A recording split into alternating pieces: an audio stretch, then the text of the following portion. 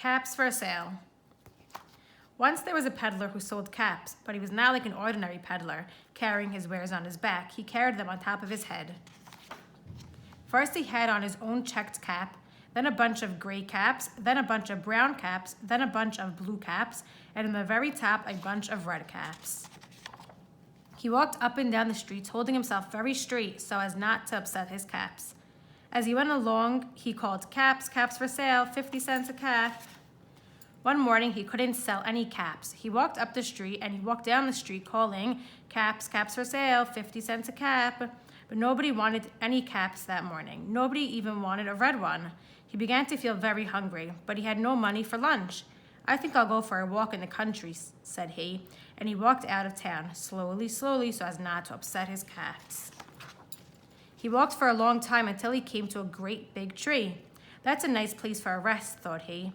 And he sat down very slowly under the tree and leaned back little by little against the tree trunk so as not to disturb the caps on his head. Then he put up his hand to feel if they were straight. First his own checked cap, then the gray caps, then the brown caps, then the blue caps, then the red caps on the very top.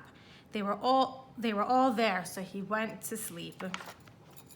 He slept for a long time. When he woke up, he was refreshed and rested. But before standing up, he felt with his head to make sure his caps were in the right place, as all he felt was his own checked cap. He looked to the right of him, no caps. He looked to the left of him, no caps. He looked to the back of him, no caps. He looked behind the tree, no caps. Then he looked up into the tree, and what do you think he saw?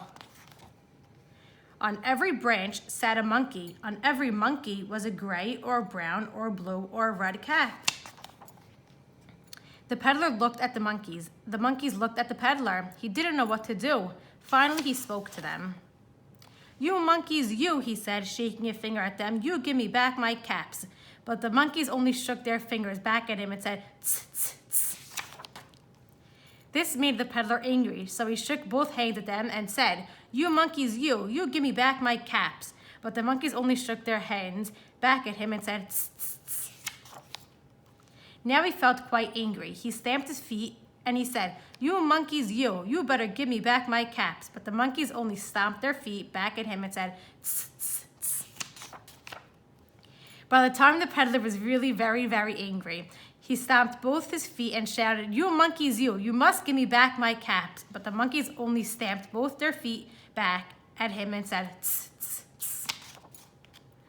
At last, he became so angry that he pulled off his own cap, threw it on the ground, and began to walk away. But then each monkey pulled off his cap. And all the gray caps, and all the brown caps, and all the blue caps, and all the red caps came flying down out of the tree. So the peddler picked up his caps and put them back on his head. First his own checked cap, then the gray caps, then the brown caps, then the blue caps, then the red caps on the very top. And slowly, slowly he walked back to town calling, "Caps, caps for sale, 50 cents a cap." The end.